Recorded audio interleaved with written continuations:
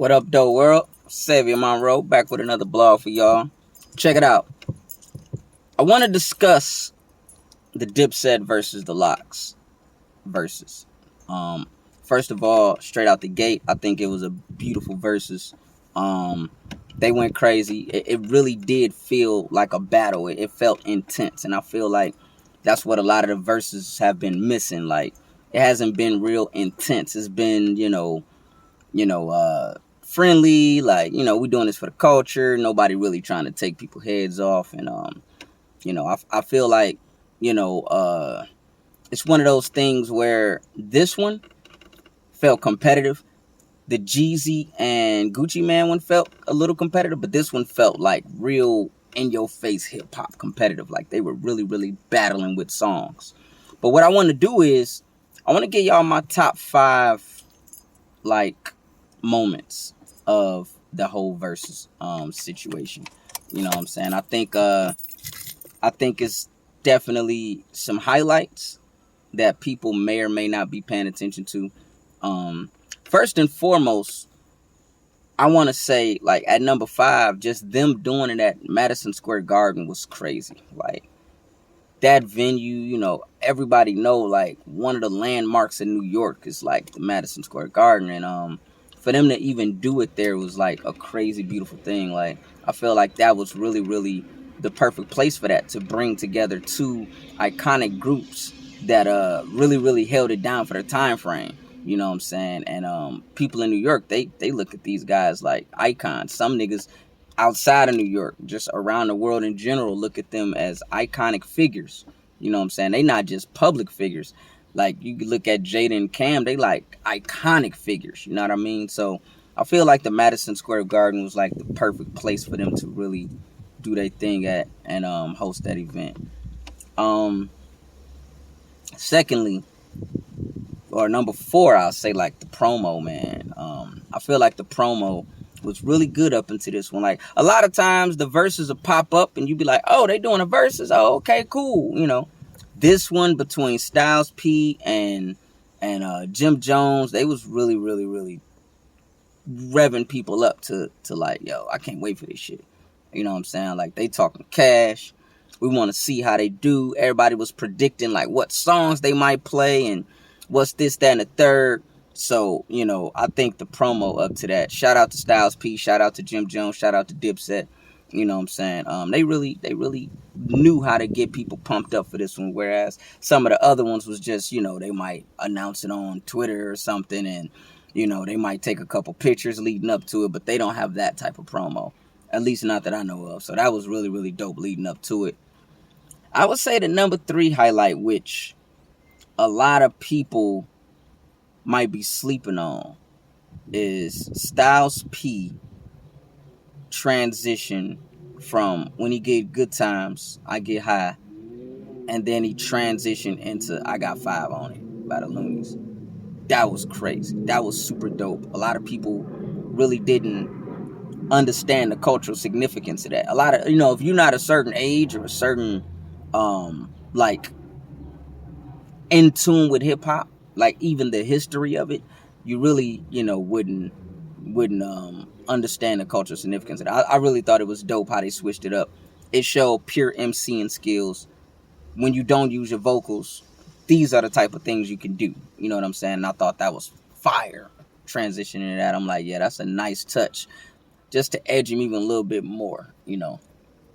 I think number 2, I gotta go with Jadakiss, man. We got Grammys.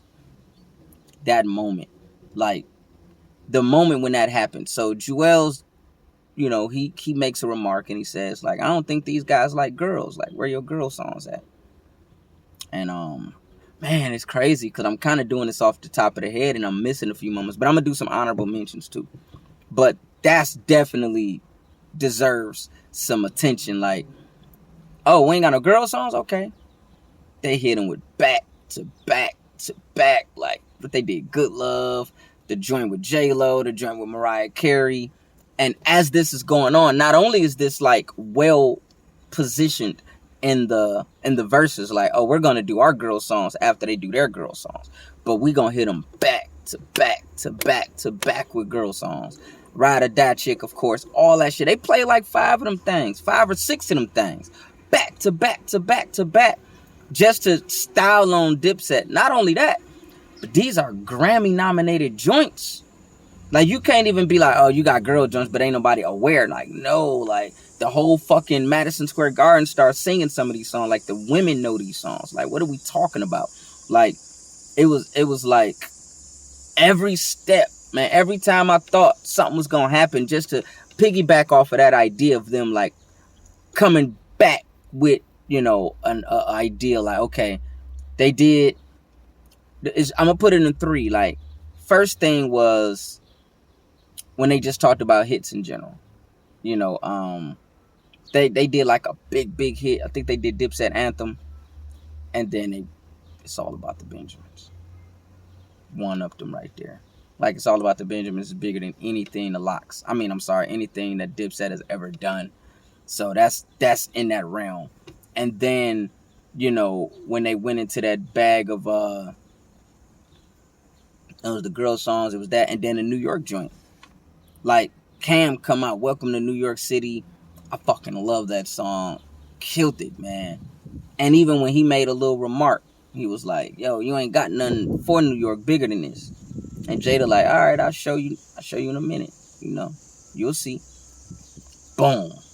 Dun, dun, dun, dun. Like, that shit, it trumps Welcome to New York City. Like, they shot a video for it. It's crazy. Like, you know, even though it is a Ja Rule song, we know, but just the impact of that song was definitely bigger than Cameron's Welcome to New York City. And it was like every step of the way, and I got to put this as number 2 as well. Every step of the way, it seemed like every time Dipset thought they had something, the Locks would respond and trump them, like one up them every single time. And then number 1, I gotta say, was Jadakiss Freestyle. When he did that mixtape joint, went crazy and just dropped the mic on them niggas. Like, it's over.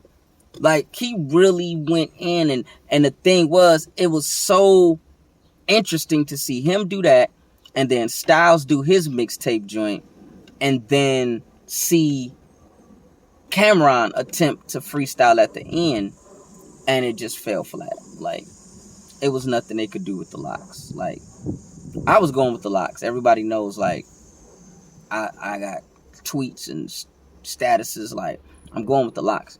Did I think it was going to be a closer one? Yes. I thought it was going to be more, like, round around. I think when I did my overall score, I had Dipset winning maybe 4 rounds. 4 out of 20 rounds or so. So it was like, it was a bad beating. Other funny honorable mentions, you know, Jim Jones falling off. We didn't see him fall off stage, but I saw the footage. It was hilarious. Whatever weird scuffle thing was about to happen between Cameron and Styles P, where he was kicking him and he was in a beach chair and Styles was trying to rap to him. That was kind of crazy, but that just added to the intensity. And the number 1, as far as what added to the intensity, was Jadakiss taking Joel Santana bandana off and throwing it to the floor. Everybody knows that's like his signature. That's what gives his image the superpower that it has.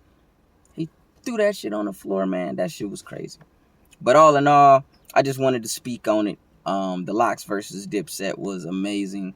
I wanted to, you know, give y'all a little something different, because it's one thing to just recap it. A lot of people recapped it, but nobody put their favorite moments in order.